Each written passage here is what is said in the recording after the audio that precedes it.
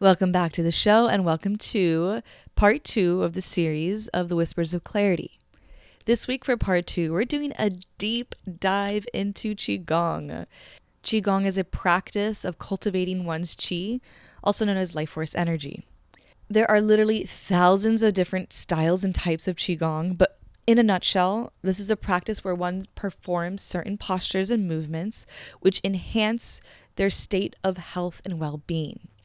I am just so freaking excited to share this because Qigong is one of my biggest passions and it's one of those things that has completely changed my life.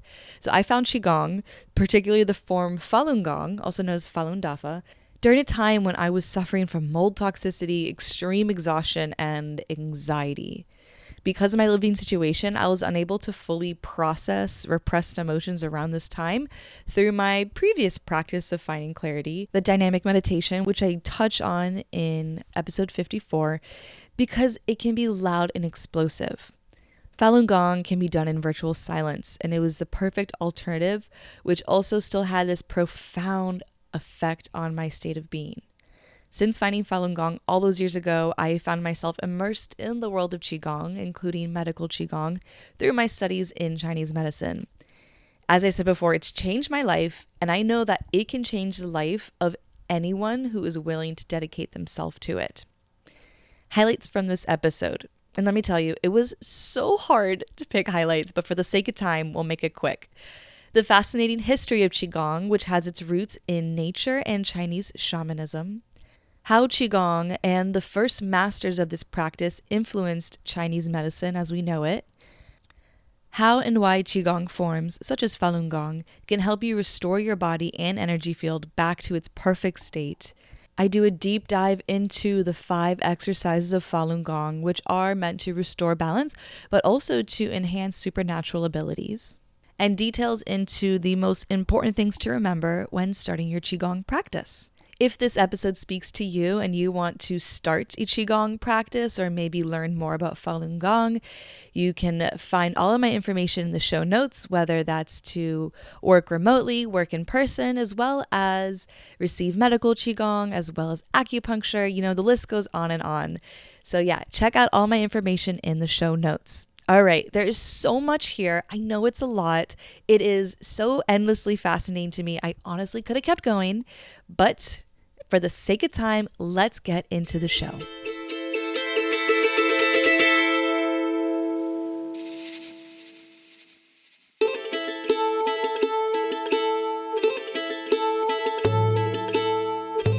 Welcome to the School of Whispers podcast.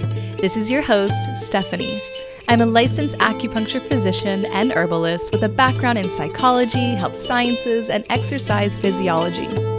Within my own spiritual awakening, I found myself learning pivotal lessons when I got myself to be in silence. Within that silence, the whispers came through. This is my sacred space of vulnerable storytelling where my guests and I share about the magic that comes from a life of following these whispers.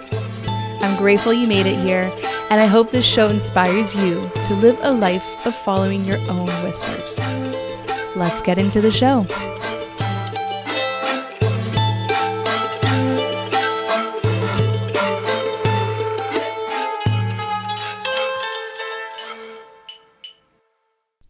Hello, welcome back to the show. I am so excited for this episode.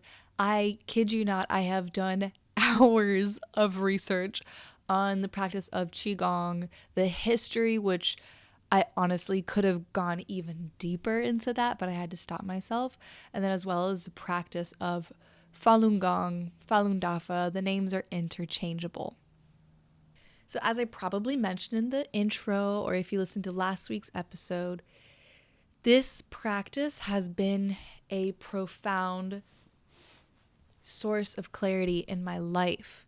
I would say that, so part 1 of this whole series of Whispers of Clarity is more of a yang practice. It's about the dynamic meditation. It's very physical. It's very loud.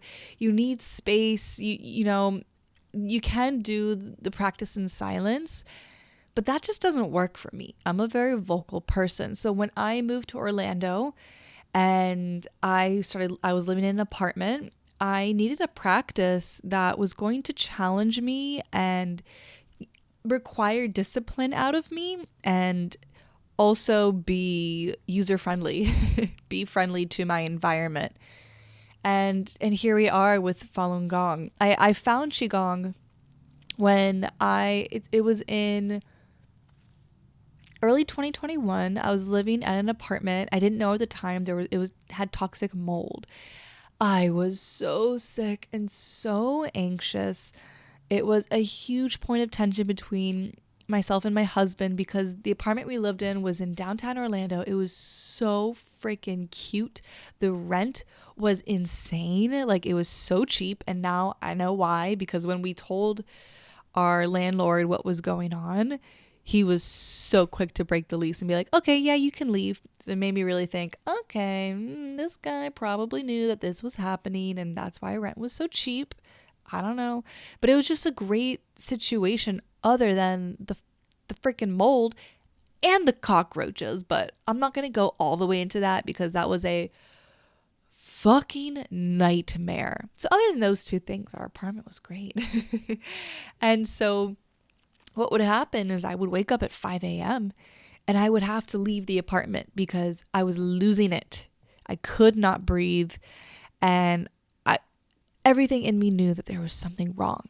And so I lived right on Lake Eola, so I would go outside and I would walk around the lake, or maybe set up a blanket and just watch the sunrise, do breath work, just exist outdoors, which was between that and my school, which is also laden with mold. But again, we won't go there.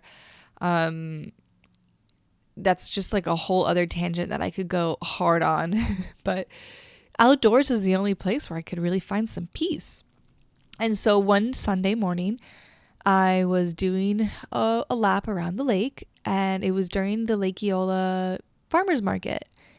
And I saw this group of maybe like 10 plus older people of Asian origin. And they were doing this practice, and they had this look of serenity on their face. And I saw what they were doing wasn't necessarily easy. I was also at a time in my life where yoga as a practice wasn't really doing me well because of just an issue with hypermobility and instability in my joints. And it was just kind of further causing to a lot of chronic systemic pain, which I would love to do a podcast about that. If you guys are interested in that, just send me a shout. I always gotta, I gotta go between what I find interesting and what my heart wants to share, but also what you guys want to hear as well. So yeah, anyways, if you want to hear about mobility and hypermobility in yoga, let's talk about it. Anyways, I saw what they were doing was requiring discipline, but it had this flow to it. And so I just walked up, and they were so freaking friendly, and they explained to me that they were doing a practice called Falun Gong, Falun Dafa. And thus began my practice of Qigong. And I eventually found my teacher, Dr. Adamson, who is a Qigong master, and he probably would never, he's never called himself that, and he probably would never call him that, but I would call him that. So I met him at school a couple months later. Actually, yeah. Like a semester later, I found him, and he practices medical Qigong. I took his course, and yeah, out tumbled through my journey with Qigong. So before I get more into my experience with Falun Gong, what it even is, I want to talk about Qigong. So I'm a visual learner. So to give you guys a visual here, let's talk about the tree of Chinese medicine, or rather Oriental medicine. That's not really, for some reason, the most PC term. I haven't really looked into why, but we're in 2024. If it's PC, if it's not PC, people are going to come after you with pitchforks. So, Asian origin medicine, Eastern's not really the word, but I guess it's a combination of it. But Yeah, I'm going to say Oriental medicine. Fuck it. So let's say that's the whole name of the tree itself, Oriental medicine. Within Oriental medicine, let's start with the roots. So we have traditional Chinese medicine, which is what I studied. We have Japanese style, we have Korean, we have five element theory. Let's also throw in some Buddhism, Taoism, there's some Indian origins and influences, and so on and so forth. There's a lot of other roots that comprise the whole completeness of Asian Oriental medicine here. And then we have the trunk of the tree. So all of the roots of Oriental medicine come together at this one base philosophy, the trunk of the tree, which is we are the microcosms of the macrocosm of the universe. So the grandmothers and grandfathers of Chinese medicine, they observed the universe. I mean, they had nothing else to do. they didn't have phones then. I think about that all the time. What would we observe and see in this world if we didn't waste our time on a digital screen? But that's a whole other tangent I won't get into. But they spent so much time observing the universe and taking stock of their own body and their own existence. And they realized that we mimic the way of the universe. A lot of the roots of Oriental and Chinese medicine comes from Taoism, which is based on the way. The Tao translates to the way, and it's how the world runs. And so the players of the Tao, the way that exists in the macrocosm, the universe, the earth, the world, our immediate environment, they all have these players of yin, yang, and qi. And all of these players exist within us. When I first learned about Chinese medicine, I read this book called The Web That Has No Weaver, and it's either in the intro or the very first chapter. What the author does is he compares the human body to a landscape painting. To give it a quick rundown, yin energy is the substance, the substantial, seen, felt, heavy, substantial matter. Yang energy is the more energetic, the unseen, the things that really are constantly running and moving and creating force within the universe. So within this landscape painting, they had mountains in the distance. They had a waterfall with the water and the steam and like a rainbow and the sun. And so they talked about how the mountains in the distance is the yin and the running waterfall is the yang. The mist is the yang, but the cooling of the mist is the yin. And so yin and yang is all relative to each other outside of us as well as inside of us. I acknowledge that this is all very conceptual and not always the easiest to grasp, but just to give you that base foundation of the trunk of the tree, it's the philosophies and theories behind qi, our life force energy, and how it runs within our meridian systems, and yin and yang. And again, the huge thing here is by observing the outside world, the ancestors of Oriental medicine were able to create a systematic way of balancing the internal world. And then the branches of the tree of this medicine are acupuncture, herbalism, moxibustion, and qigong, and also so many other modalities. Tuina, which is massage. There's cupping, gua sha, which is also known in the modern world as scraping or Grafton technique. There's a lot of branches and there's a lot of subsets. There's a lot of leaves and flowers, but I'm not going to get too much into it. We're going to stick with qigong. Qigong is one of the first branch. It is the first branch that emerged itself from the trunk base of this medicine. And it's so exciting. It's so, to me, fascinating to look into. So to break down the word, qi means life force, gong means work or gather. Based on my research, I would say a better definition for gong would mean cultivation. We all have chi, we all have life force energy that runs in a certain way, but we're not all aware of the little tingles and whispers and magnetic force of our own chi. I actually, to pause and give a Western definition of chi, it's every cell within our body has an electromagnetic frequency, and they all vibrate. And what chi is that it's that force of electricity that activates our cells, that draws our body towards food and water and sunlight. It is that unseen force that drives the processes of life in our body. So hopefully that tied up the pretty bow of the concept of chi for someone who's more of a Western mind here. But like I said, not all of us are really aware of our chi.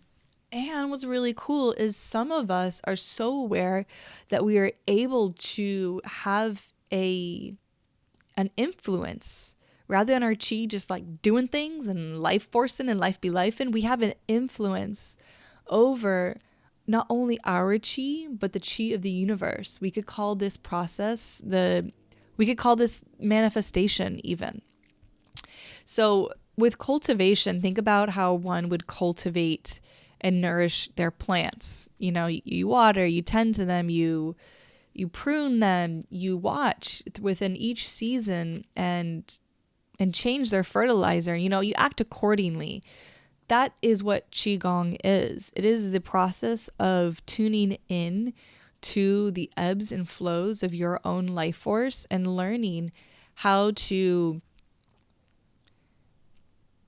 not only influence, but balance it and enhance it within the different seasons of your life. So the term Qigong actually wasn't even used till the 20th century, and the most commonly used early name was actually Dao Yin, which is loosely interpreted as leading and guiding energy, which I think just further brings that analogy that I just said here. So the documented history of what we know as Qigong, it goes back as far as 2,500 years. But archaeologists and historians have also found references to Qigong-like techniques. So 2,005 years ago is Qigong as we know it, or Dao Yin, but techniques that refer back to the earliest forms of Qigong were found at least 5,000 years ago. This shit's ancient, guys. It's so badass. It's so cool. Like when I do my practice, I just can't help but sometimes think of the history within that one movement that I'm doing.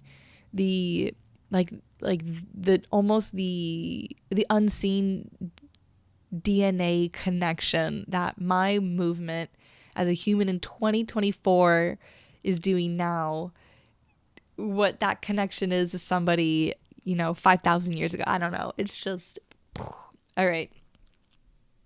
Anyways, so it's believed that some of at least according to this source I found, the first type of practice of Qigong probably emerged naturally in the simple fields of ancient China. So I actually thought it was like these masters, these elevated otherworldly people who were drinking Blue Lotus and just knew their shit. And what I love, and it makes me think about the practice of quote unquote tea ceremonies in China, which I've also done some really fun research on. But so to give you an analogy here of tea ceremonies.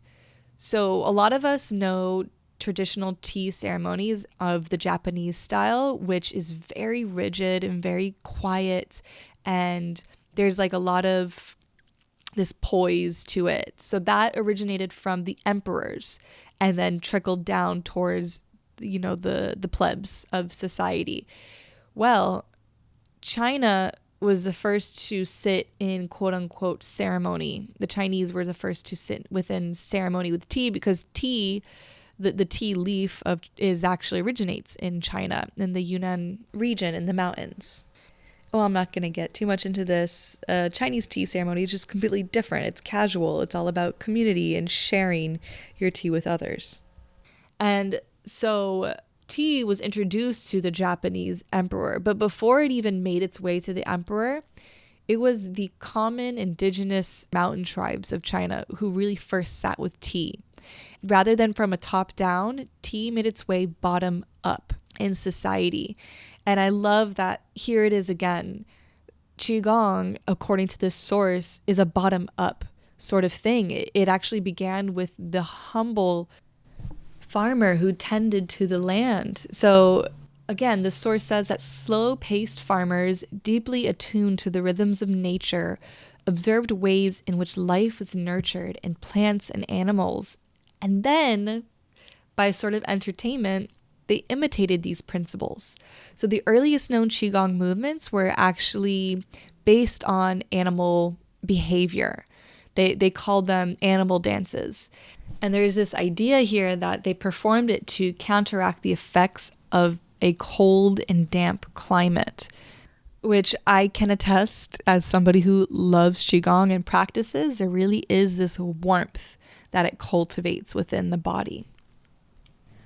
So the whole concept of these animal dances brought me into a rabbit hole of the early Chinese shamans. So researchers at the Shanghai Qigong Research Institute have theorized that Qigong probably originated from the dances of the early Wu, which are the shamans of this region.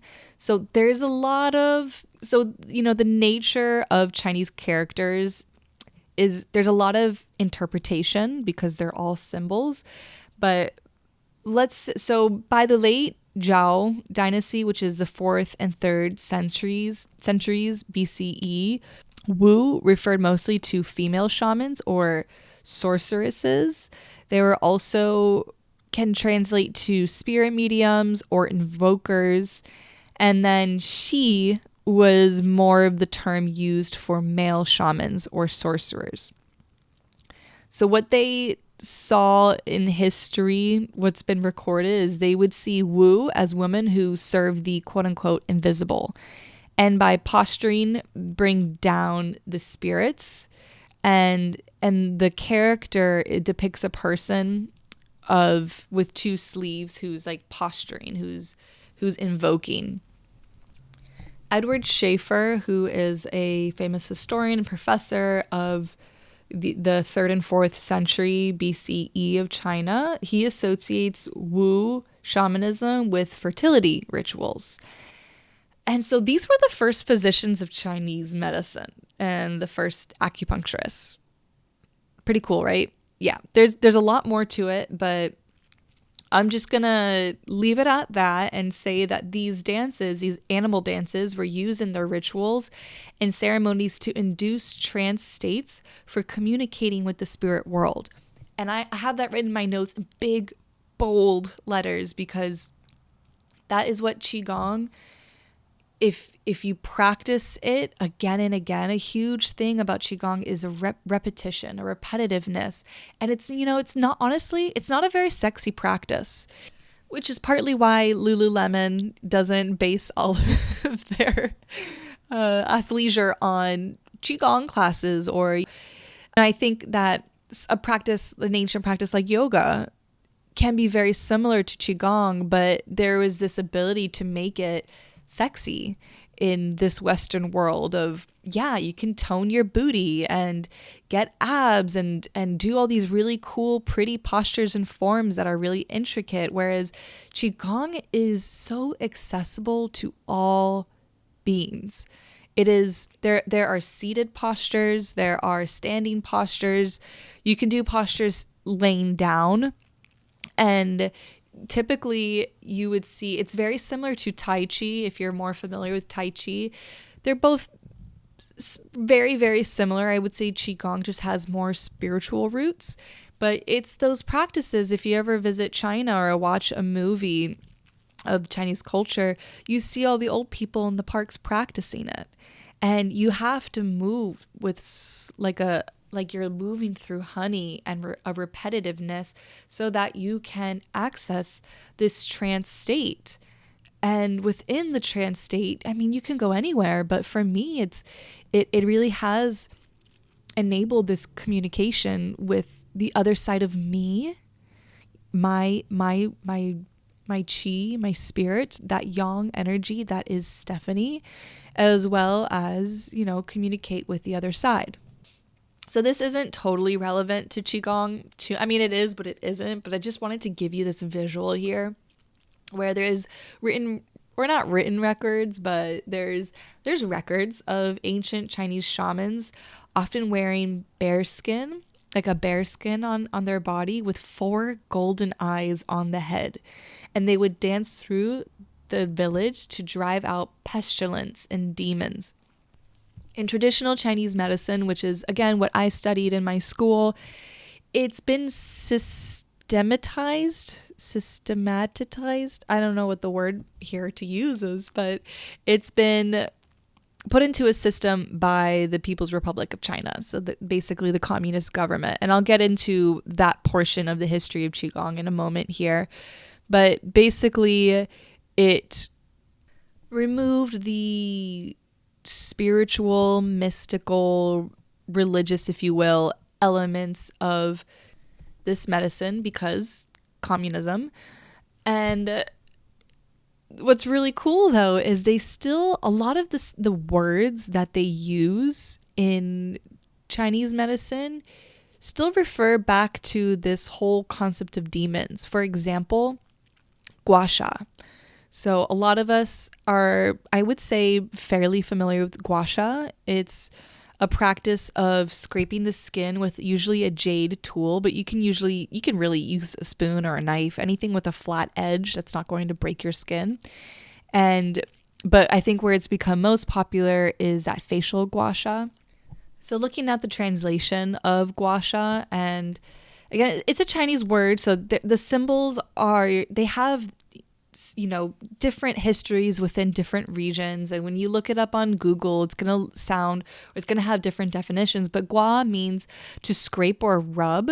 And sha, so on Google it says sand, but what I was taught in school, it means evil.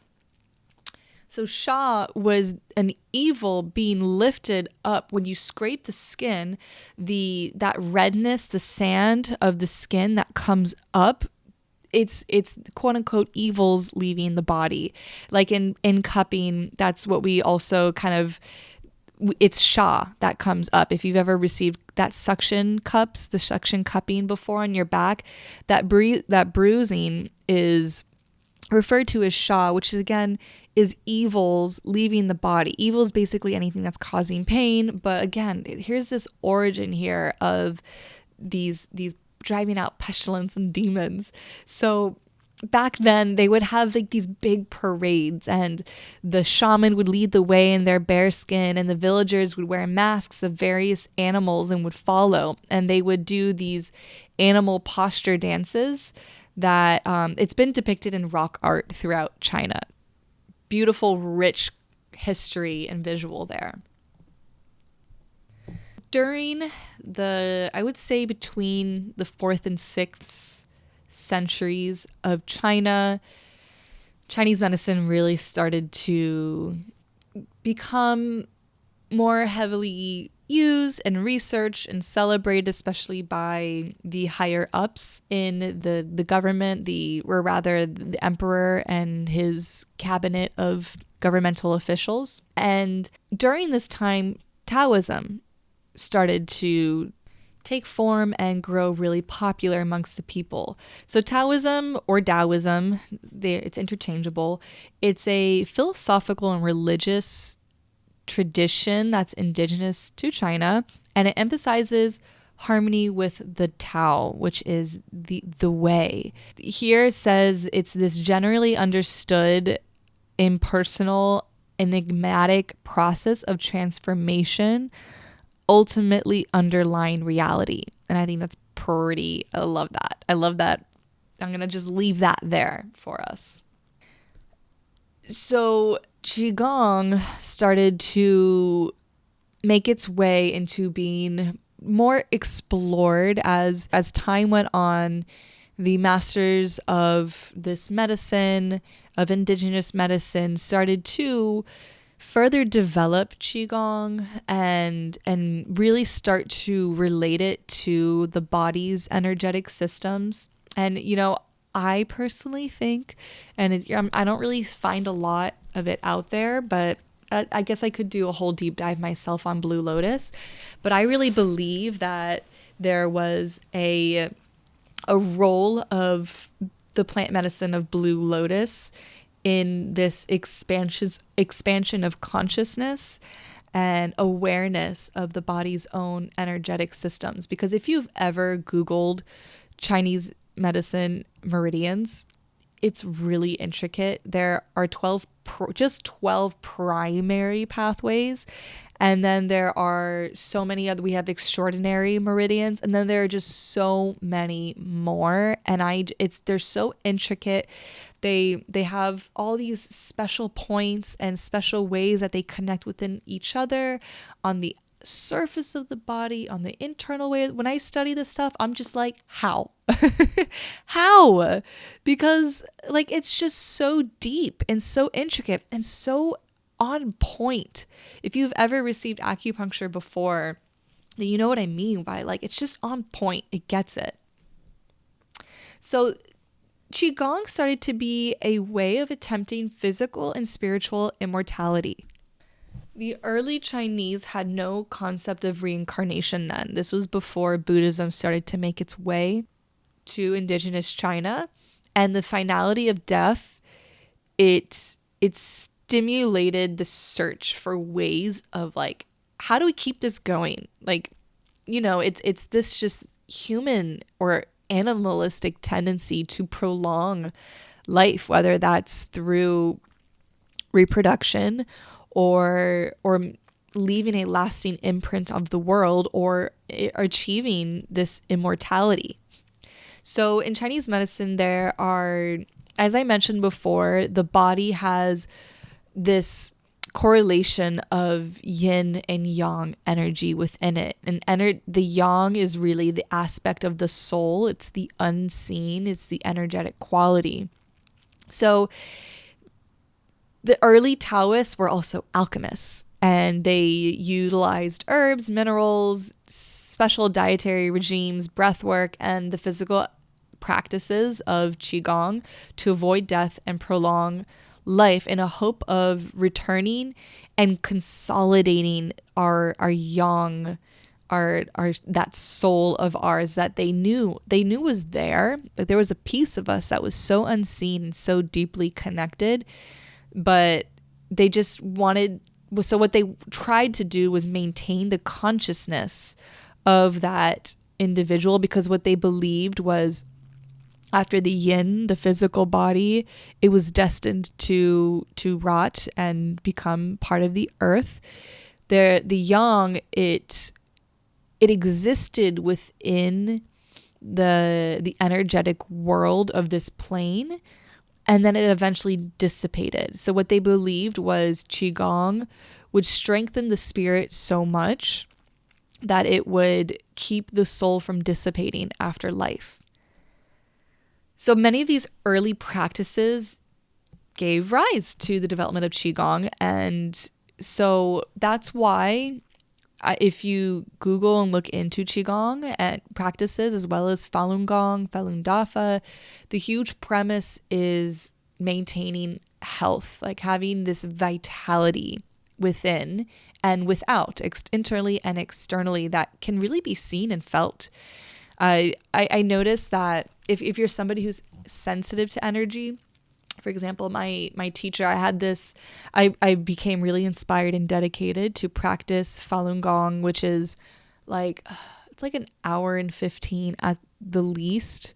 It can take up to an hour and a half to 2 hours. I dedicated myself to practicing it 2 to 3 times a week, early in the morning. And I remember I asked Dr. because when I decided to do that, Dr. Adamson had felt my field. He scanned my energetic field and was like, yo, your field's coming off. All right. Anyone who knows Dr. Adamson, they know he does not come up and say, yo. This man has such a properness and poise to him. But yeah, Dr. A was like, yo, bitch, your field, it's really barely coming off your body. And I could feel it. Like I felt very weak in terms of physically, but also energetically. I was just like a vortex. When we're in a weak, deficient state, typically what our energy wants is just to suck in as much other energy as possible. But where that can do us dirty is we're sucking in energy that doesn't belong to us. And so our sense of self and our boundaries become muddled. And so when he said that, I was like, all right, I'm going to dedicate myself to doing Falun Gong for several weeks, 2 to 3 times a week. And I felt better, but I remember when he scanned it, rather than coming off just maybe 3 inches off my body, it was a good foot where he could start to feel my chi, my life force energy. But again, it's not just felt within the energetic field. It can be seen. The vitality. I remember one time, Dr. Adamson, he taught me these other Qigong forms to enhance the ability to feel energy with my palms and my fingertips, because that's a really strong way that I practice my acupuncture and help with point prescription. I practiced it. It was the first time he taught it to me, and I practiced it like for probably an hour straight. So these 2 forms together, including the breath work that it comes with, probably take about 10 minutes. So I did it 6+ times. And I then went to go to a client's house, and she and her husband were like, whoa, what did you do? You look vibrant, your skin, your everything. Oh my God. And I was like, I just did Qigong for an hour. So moving on, or rather jumping back, Qigong within traditional Chinese medicine was like peanut butter to jelly. And the earliest physicians and I say fathers of the medicine, because while these shamans have been documented as women, somewhere along the way, women were written out of the history of Chinese medicine. So in class, like our history class, all we learn about is the fathers of Chinese medicine. So I'm sure there are mothers and grandmothers of this medicine out there. I know there is. And actually, I'm about to start reading Lady Tan's Circle of Women. Apparently, that has a lot to do with kind of like the unwritten history of women within this medicine. But anyways, these fathers in the medicine were also equated as Qigong masters. So according to my research, Qigong was their treatment of choice. And if the practice wasn't enough to restore balance, then the physicians would prescribe an herbal formula and or acupuncture. I think that the relevancy here for today, there's just so many influences and so much intensity in our modern world, whereas back then, these people were sitting around observing nature and observing their own chi because there was literally nothing else to do. So I think that herbalism and acupuncture, for many, I see it as more, that's the foot in the door into this world of accessing and chi and cultivating your chi.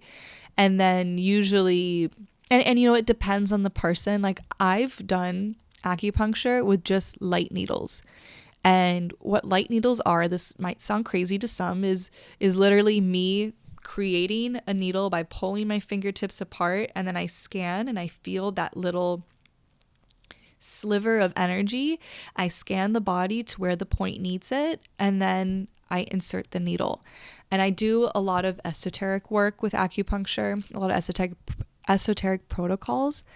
And I've had people not want light needles in them or real needles in them. And so what I did was I connected their energy to a proxy and to, I have this kind of rubber acupuncture doll that I used to insert acupuncture needles into. And then it was just, it kind of felt like a waste of needles, and it was kind of a pain in the ass to insert the needles into the rubber. Sometimes the needles would get bent. So I started the practice of just inserting light needles. And I'll tell you, I've had people go into deep transformational experiences with just that. But anyways, I do think that for those of us who are learning these systems of energy within our body and just within the world, that acupuncture and herbalism is the foot in the door, and then Qigong is the beautiful bowl of fruit that they find on the other side of the door. So to get back to the history, beginning around 200 BC and extending to 500 AD, Buddhism and yoga started to make their way from India to China, which I think is really fucking cool. So it was just, the Chinese people were like a sponge for these philosophies and practices, and it just got absorbed into Chinese culture. And so these techniques, along with Taoist internal alchemy, so what this Taoist internal alchemy is views that the human body is important and necessary for one's spiritual journey, and what some of the most important sources within the human body for one's journey of quote unquote enlightenment. I want to say the journey of remembering where we come from, what we return to, are the dantians, along with the meridian systems of the body. So the dantians, I've talked about this a lot in the show, but the dantians, we have three. We have upper dantian, we have kind of around third eye area. The middle is kind of that pivot point between, I would say it's like the xiphoid process, the solar plexus, and then the lower dantian, which is the main one. And it's I would say historically probably the first one that was really maybe discovered, because at least within my research, and it's really a focal point within a lot of Qigong practices, is the dantian of the sacrum/root. It's about 4 inches below the belly button. And to put it simply, a dantian is a reservoir of qi within your body. It is a reservoir of potent life force energy. And what I believe is if you can get that lower dantian of energy to flow freely, then the rest of the body can follow suit. And so for a practitioner to find that or access that internal alchemy and maintain good health and clear perception and a closer connection to the Tao, these dantians were very pivotal. But anyways, so Buddhism and yoga and internal alchemy created this new era of Qigong, which began to be practiced on a deeper and an internal functioning level. But the thing is these practices were kept secret for religious purposes and passed down to only a very choice few. So for hundreds of years, this new era of Qigong was not taught to the layman. And within this secrecy, it led to the development of literally thousands of Qigong styles. And each family or village or religious or martial arts group or different areas of the country just had their own system going. And then I don't know too much about this side of the history, but eventually it was released. I think this was more of in the modern world as we know it, maybe between the 14th to 21st century. Qigong was allowed to be shared with the average person. And that's something that I just love about this modern age is you don't need a master. You don't need to be in this secret mystery school. I mean, having somebody who deeply practices and has a connection with their internal alchemy, their system of qi, and the practices and the cultivation of qigong is absolutely a plus. But we're in this age of information, people. We don't need to be in a secret mystery school to access the information. I love that because personally, I mean, I have my teacher, Dr. Adamson, but I wasn't taught by any masters. Honestly, it feels a bit stuffy to me. And that's going to bring me to this practice of Falun Gong because, there's this dark side to it that I'll briefly touch on, but I don't like it. I don't like the rules and the systematic ways of it. And just because I don't like it, whether I like it or not, it doesn't change the fact that these practices have changed my life completely. Sometimes I'll sit outside and I'll watch and observe nature, and I'll make up my own moves. Sometimes I'll have dreams, and from those dreams, I'll like, ooh, that's kind of a cool move. And I would practice that and kind of bring it into my own practice. So the last piece of history that I want to touch on is the fall of the Qing dynasty. When the Cultural Revolution happened in 1911/1912, and the communist leaders attempted to modernize society and reorder it according to communist principles. So because Chinese medicine had this strong history and roots within this spiritual practice of self-cultivation, and actually that was this really, really important idea that was spread through the philosophy and the practice of Qigong, is the Taoist principle that the individual had complete responsibility for self-cultivation or development. And this is just so important. And in order to weave oneself within the Tao, the way, it was up to them. And it was up to them. It's a very singular practice, Qigong. You can practice it with others, but it's deeply personal. And no one can do it for you. I mean, there's medical Qigong, but that's a whole other thing. No one can really do it for you. No one can bring you, and no one can experience what you're experiencing. It's very highly individualized. And I think that's also something that didn't roll so well with communist China, because it's all about the collective, and there's, it just became taboo and archaic, this indigenous medicine. And so they outlawed it. And then eventually, very quickly soon after, they realized, one, we cannot provide healthcare for the whole of China. There were just too many people, too many different regions, too many isolated regions.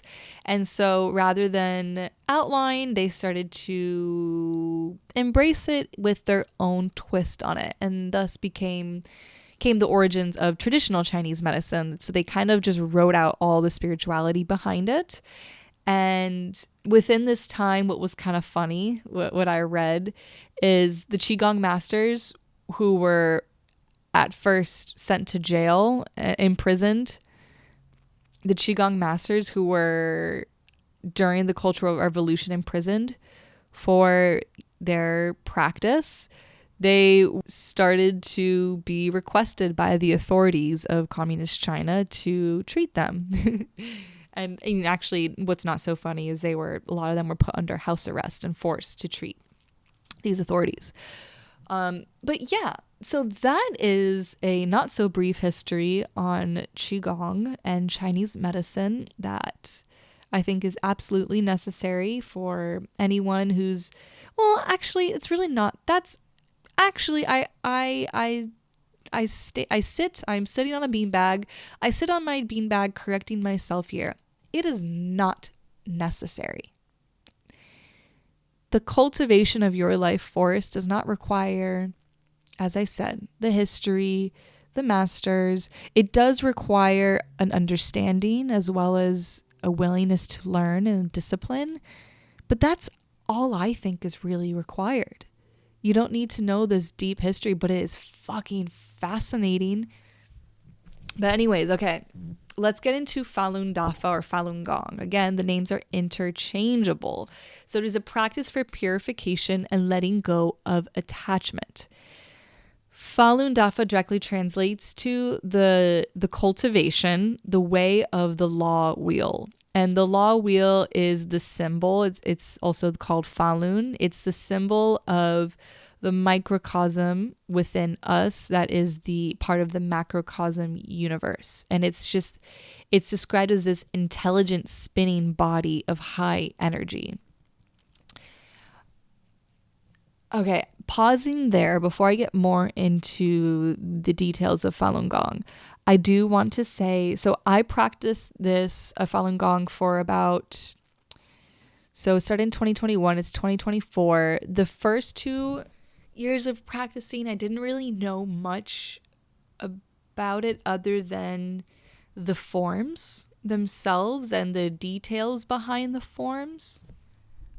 I also knew that it had been made illegal in China because it became really popular and kind of started to have a bit of a religious, maybe culty vibe. And I remember the practitioners of it would, like, they gave me, and I still have it on my car, that, like, this little lotus flower, and the hanging from it was this little written sign that says Falun Dafa is good. Falun Dafa is good. And about a year ago, I started to, just out of curiosity, research a little bit more in the news, on YouTube, about Falun Gong and Falun Dafa. And there's a dark side to it, my friends. Just kind of like what I mentioned, if you listen to my dynamic meditation episode, Osho's got this dark side to him, the guy who developed the dynamic meditations. And I'm really, what it feels like to me is just this, when things that are very powerful are released to the masses can fall to certain extremes of whether banning it or whether making it, they live and breathe this practice, and they form these groups around it. And I think that when people start to,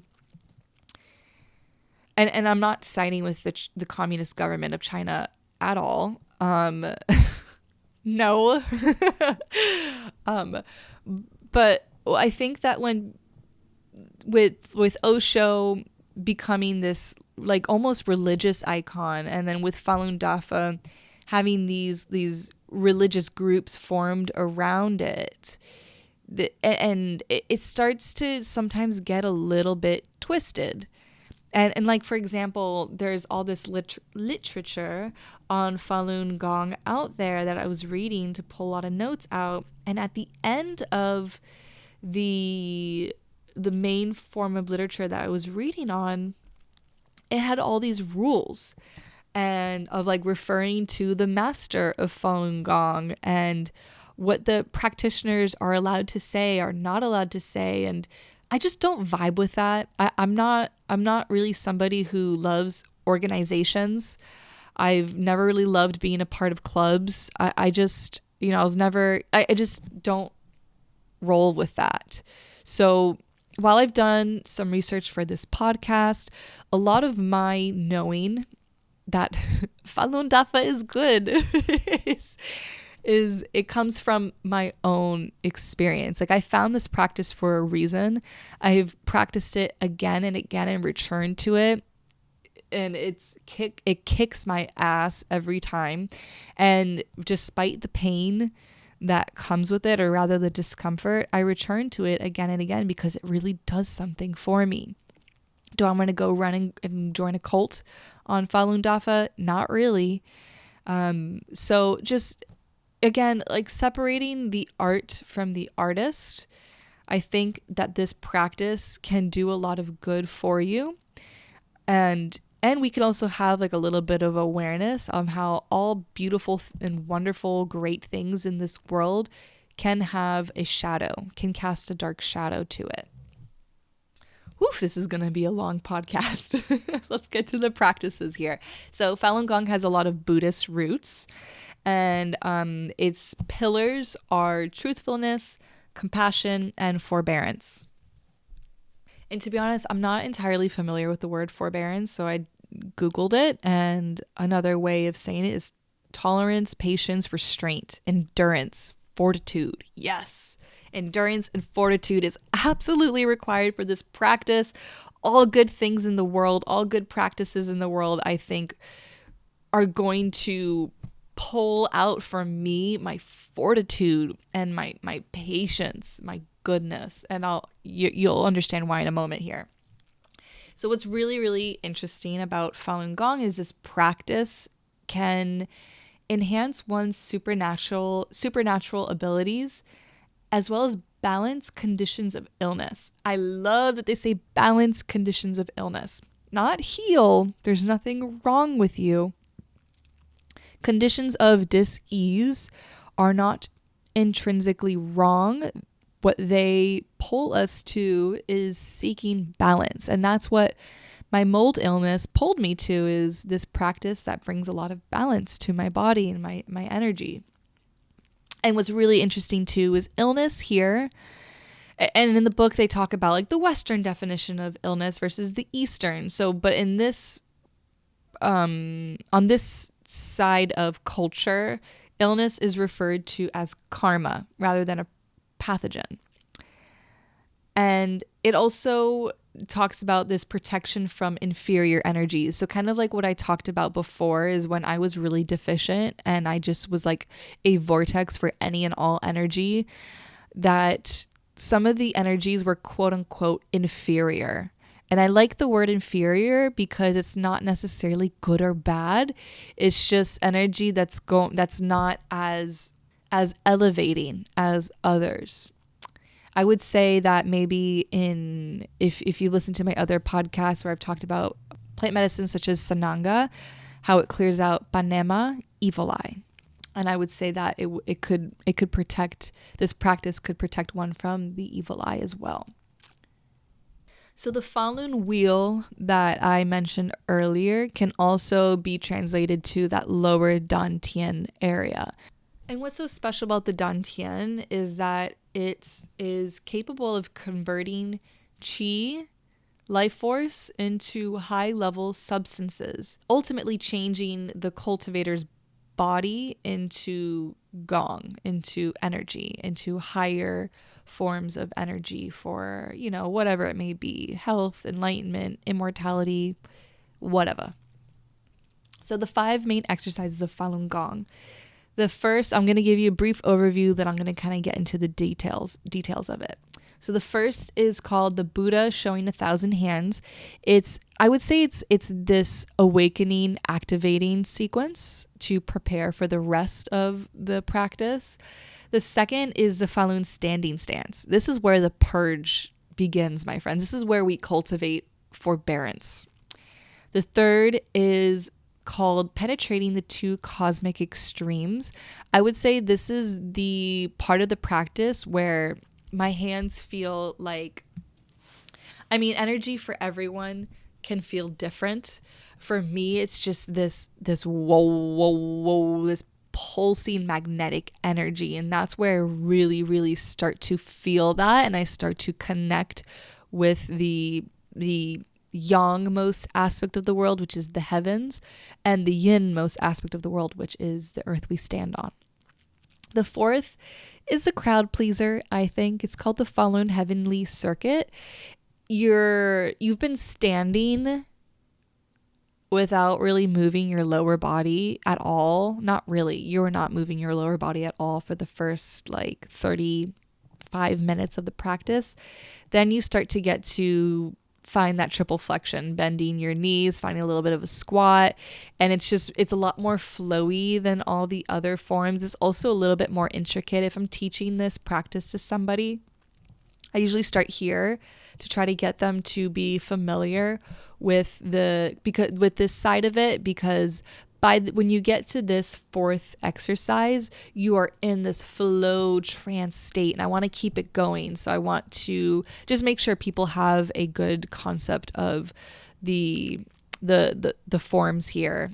And then the 5th one is called strengthening divine powers. So at this point, you're like, cool, I've done it all. I've done the long holds. I had this great flow. I'm done, right? No. You get to sit down and then practice even more long holds. But then you get to this mindless state. And when I further explain this process, I want to tell you about a very recent experience I had with this last exercise. So something that if I'm teaching Qigong to anybody, the three most important things that I have everybody constantly check in on. It's the first thing I teach anybody with the practice of Qigong, and it's absolutely necessary for Falun Gong, is one, soft knees. So you have to feel the ball of your foot, the heel of your foot, the inside of your foot, the outside of your foot, your big toe all the way to your pinky toes. And you almost, with this equal balance of stance, you feel the sole of your foot kind of almost naturally lift, and then you have a soft knees. This is really important because it brings your center of gravity into a more balanced state, and it also keeps us from finding too much of a flexion or extension, a curvature of either way of the spine. If anything, just the slightest bit of a pelvic tilt towards the face, just in our society where we sit a lot, where we have that lordosis curve, that kind of booty popping out curve, I encourage people, when I notice that their body kind of tends towards that curvature, to have just the slightest pelvic tilt so that the dantian can also really activate here. The second most important thing is tongue to the roof of your mouth.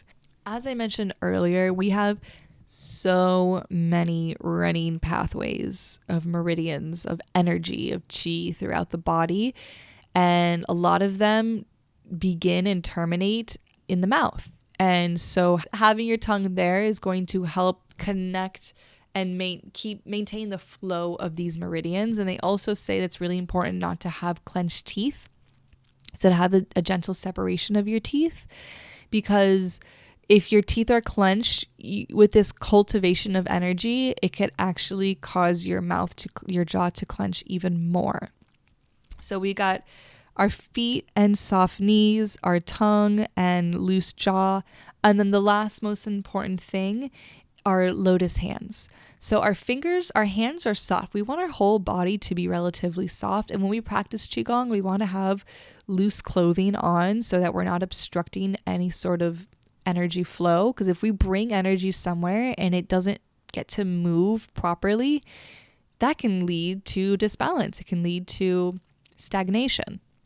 And so with our hands, we want them to be soft, but also to have a little bit of the slightest bit of extension through the fingertips. And I will post on my Instagram I'll do a little post about lotus hands. That's what we call it, lotus hands.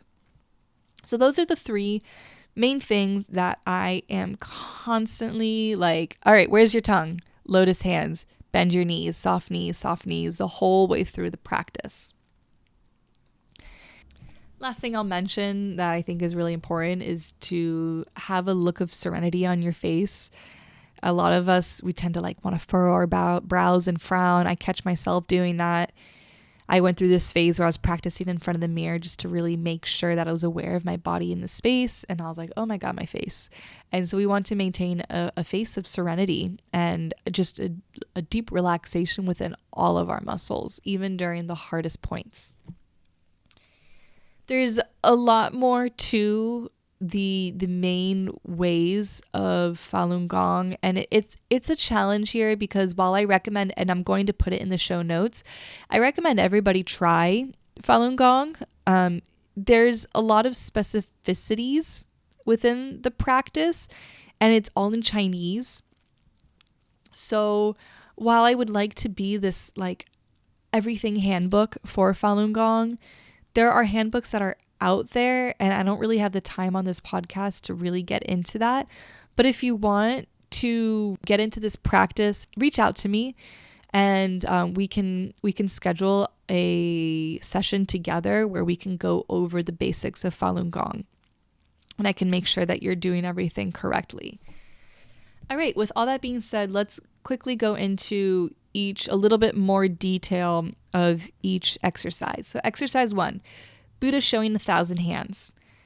The core goal here is stretching the body as far as you can go to unblock areas where energy may be congested and to stimulate energy that lies beneath or below the skin. So this practice is meant to open all meridians, which is really typical for the beginning of a Qigong practice. Usually the beginning of most Qigong practices is an activation or stimulation of the meridians. So with this one, there's a lot of different forms where, like, for example, you begin with your hands in front of your lower dantian, and then you reach your arms all the way up. You maintain that bend of your knees, and then you reach and extend your knees. You reach your hands overhead as far as you can go, and then you abruptly relax and soften your whole body. You bend your knees and you bring your hands to your heart center.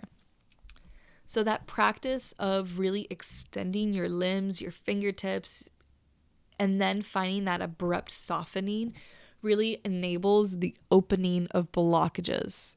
So this round consists of 8 stretches, 3 rounds. We do those 8 exercises, 3 rounds, which makes me want to touch on the numbers within Qigong. So the numbers all have a relevance.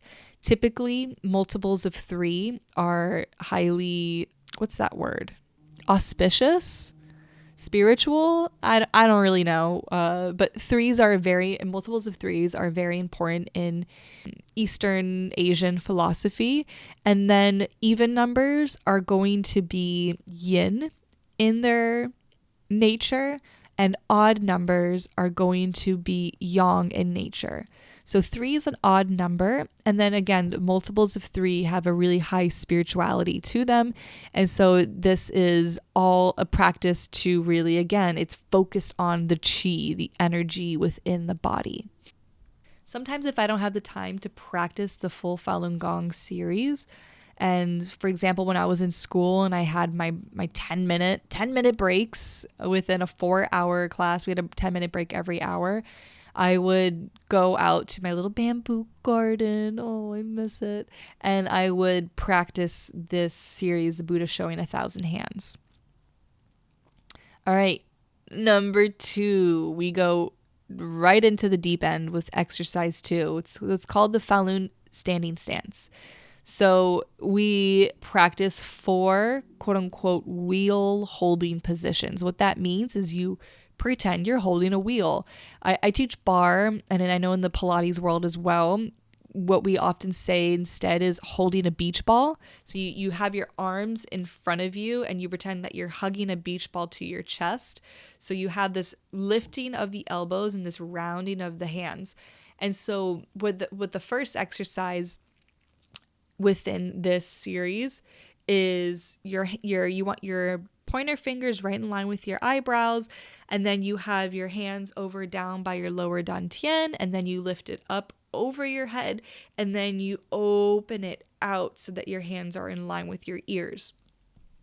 And let me tell you, it's rough. It's rough. Each hold is around 5 to 6 minutes. And so it's a total of 20 to 24 minutes of holding. And so this facilitates the complete opening of the entire body. It's said to enhance wisdom, increase strength, raise one's level of consciousness, and strengthens divine powers. After doing the exercise in the book I researched in, it says the whole body will immediately feel relaxed and without feeling like any kind of fatigue that comes from working. It's also important to keep the eyes remained closed. And then they say when practitioners increase the time and frequency of the exercise, they can feel a Falun, again, that microcosm spinning little orb rotating between the arms. This is why I dread doing the practice, and this is why I return to the practice again and again. This is where the fucking magic happens. When I have my arms holding in those positions, I feel it. I feel those wheels turning. I sometimes feel like I want to crawl out of my own skin. I'll start grunting sometimes, depending on the day, sighing, breathing. Sometimes I really have to breathe. I feel like my body is about to burst into hot sweats or cold sweats or on fire. And what I recently learned is that is the karma being released by the body. That is illness, karma being released by the body and transformed by your own body, your own energetic systems. How cool. I mean, God, this is like my whole life is because of these moments. I wouldn't be who I am without them.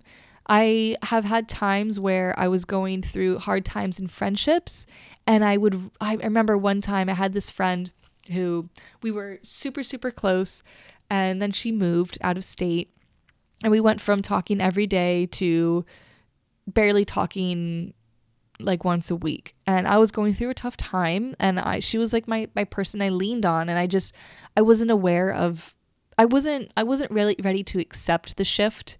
And there's a lot more to say about that, but I remember one day in particular I was really heartbroken about it. And I was doing my Falun Gong, and in that hold, I realized it was like this message came in of, you have to let her go.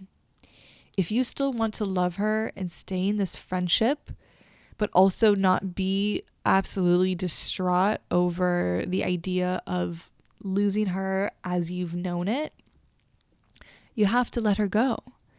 And so and then, like, again, you're here for like 20 to 24 minutes.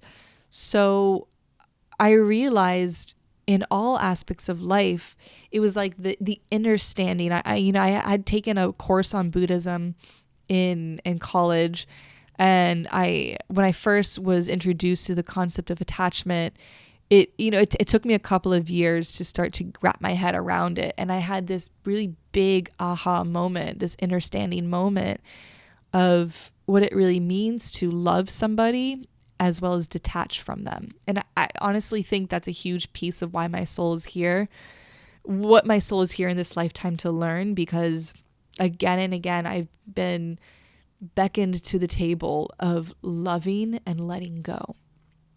That's what I have to really say about the Falun standing stance, because what you will receive from this practice will be, monumental in your own way. But what actually the last thing I want to say is, I mentioned earlier, it's the purge. This is, I think, every great practice of processing as well as expanding ourselves as people requires a purgative aspect to it. And I definitely think this is like the purging aspect. All right. Exercise 3 is called penetrating the two cosmic extremes. So the point of this is so that the channels of energy that are the extremes of this world, heaven and earth, yin and yang, mixes with the energy inside one's body. So within this practice, so when you finish the Falun standing stance, it's true. Like within it, you're exhausted and you're like, oh, I don't know how I can keep going. I just don't know. But then you don't really have a choice. If you want to stay in it, the practice continues. And you begin with this, it's a lot more flowy compared to all the exercises thus far in Falun Gong. And you all of a sudden are re-energized within it. That being said, within this exercise, it is said that we expel a great amount of energy in order to enable the practitioner to purify their body in a short amount of time.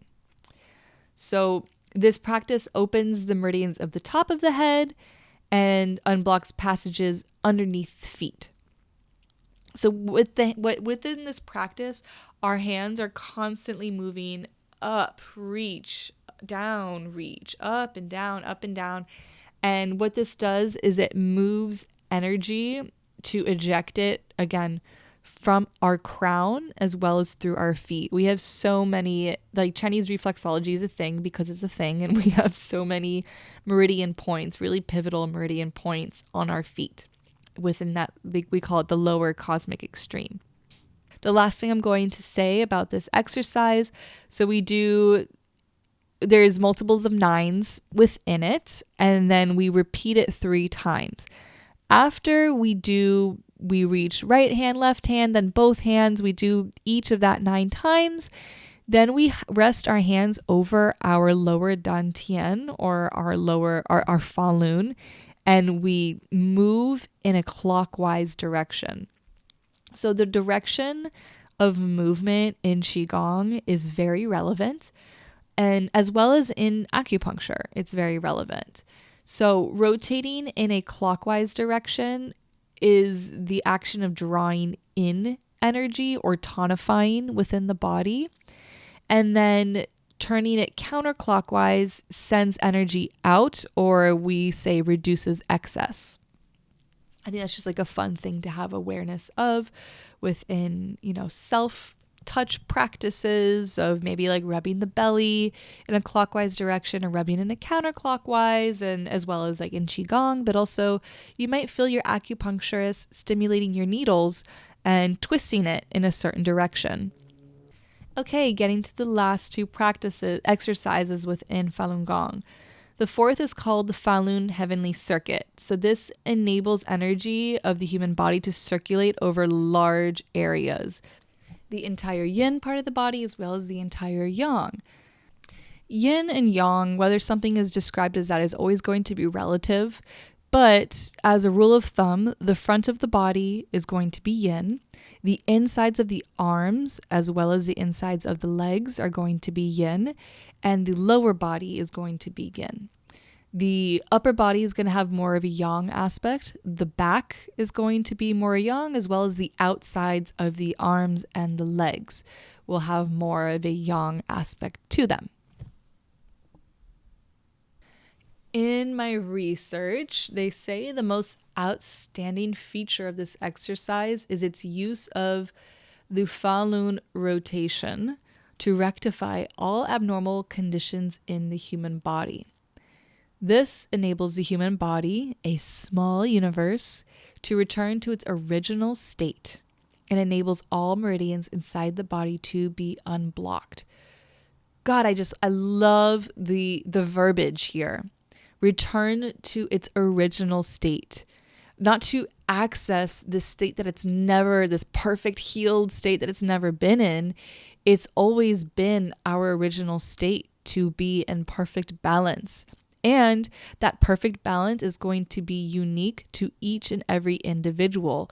I've mentioned this on the podcast before, that women are going to have a more yin nature within their body, and they're going to balance is going to require perhaps more yin energy, as well as men are going to require more yang. And again, it's relative to each type of women, whether it's cultural or, sexual preferences or just interests and lifestyle and so on, and same for men.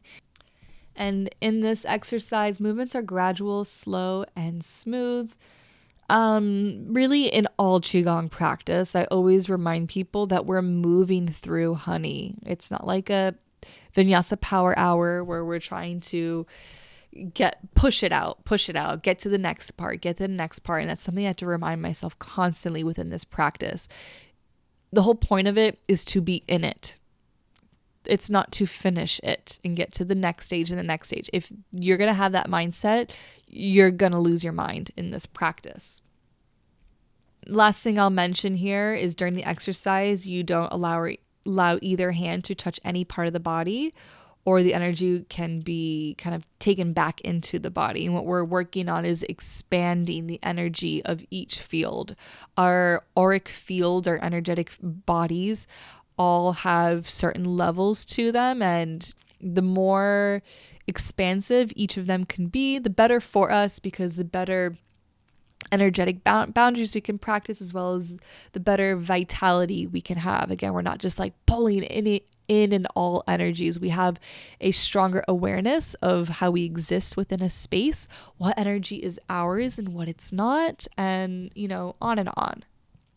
All right, the last exercise is exercise 5, strengthening divine powers. So this is called a tranquil cultivation exercise.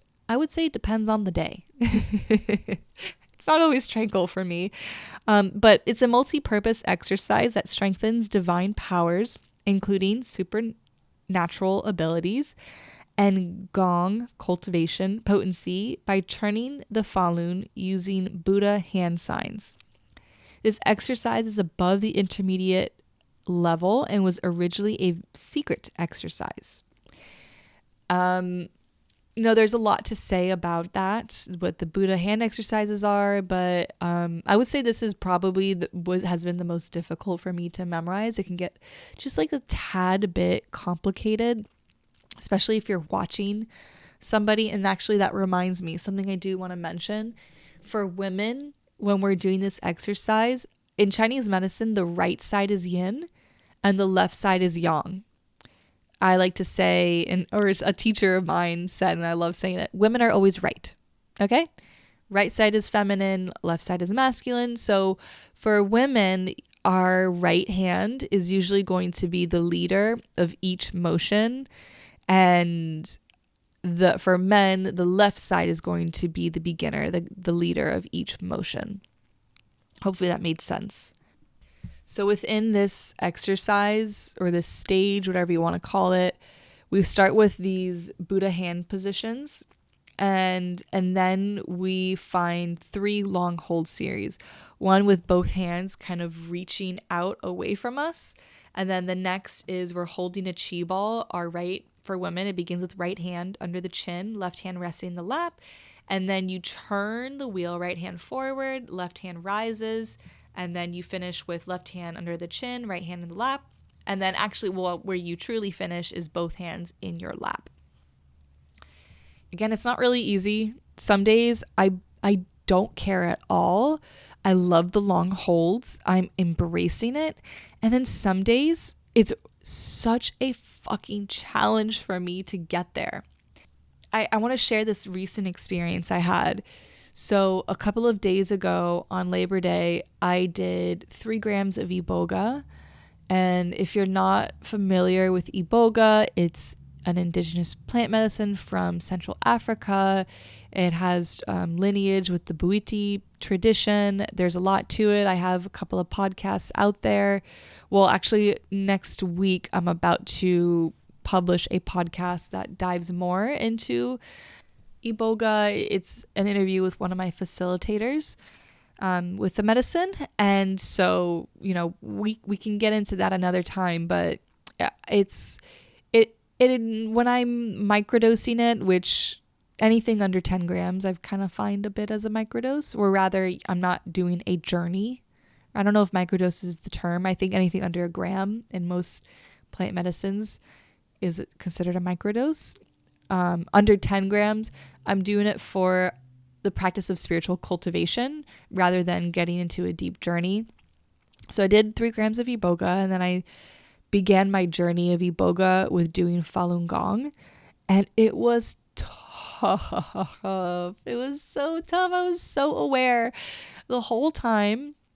And I don't do exercise 2 with the wheels perfectly. I drop my hands. And, that's fine. If I'm training somebody in the practice, I would never tell them like, oh, you're not doing it right because you let your hands drop.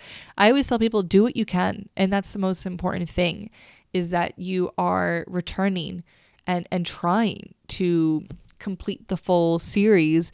But if you need to drop your arms, by all means, drop your arms. Just return. But anyways, as I got towards the end, my body was just not having it with the long holds. And so, but I was determined. I was like, we're going to do this. I've done this before and I can keep it going. And it got me to this really fascinating place of this willingness to separate and observe the discomfort, the resistance in my body. And I was like, what if I can let go of my connection with my body? What if I can let go of my connection with my mind? And so I started the letting go process based on that. And I started to reach this place of nothingness. And there would be moments where the pain and the burning in my arms would bring me back, but then I would leave again and then bring me back, and then I'd leave again. And it was every time I left, it was like I moved a little bit further away from my mind and my body, my sense of self. It was fascinating, really, really interesting. And where I'm going to finish this podcast off is reading off what can happen in this final fifth exercise of strengthening divine powers. And they say, or what can physically one can expect. So during the seated meditation, you might find that your legs disappear and you can't remember where they are. You will also find that your body, arms, and hands disappear with only your head left. As you continue meditating, you will find that even your head is gone, and with only your mind, a trace of awareness, knowing that you are meditating there. And then you reach that state of ding. And ding is a meditative state, whereas the mind is completely empty, yet aware. And that's, that's the gates, the pearly white gates to a state of return, of oneness. And, I think that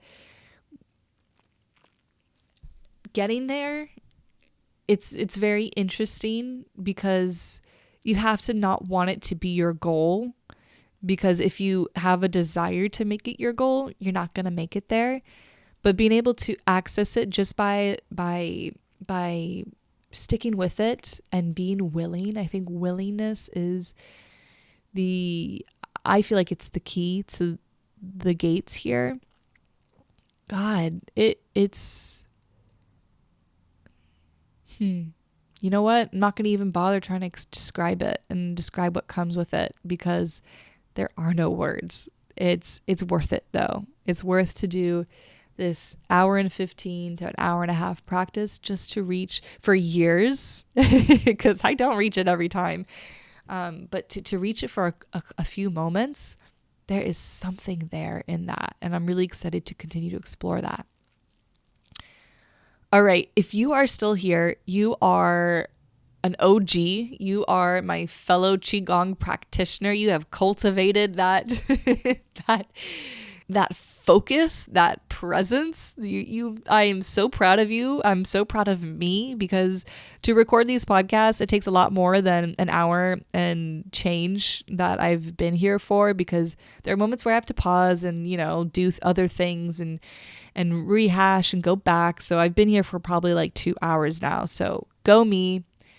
We did it. Thank you so much for being here and for listening. If you would like to work with me, whether that's to practice Qigong virtually or in person, if you would like to receive acupuncture, Chinese medicine, you can find all of my information in the show notes.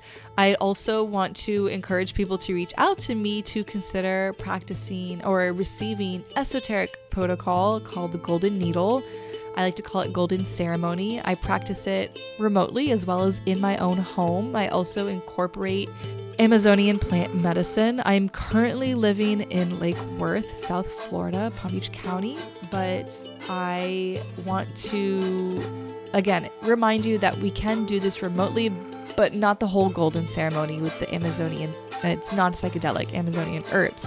Super powerful, super potent. I'm so excited to share this with the world a lot more. And my cat is outside my window crying because it's time for dinner. So I love you guys, and I will be feeling your energy next week.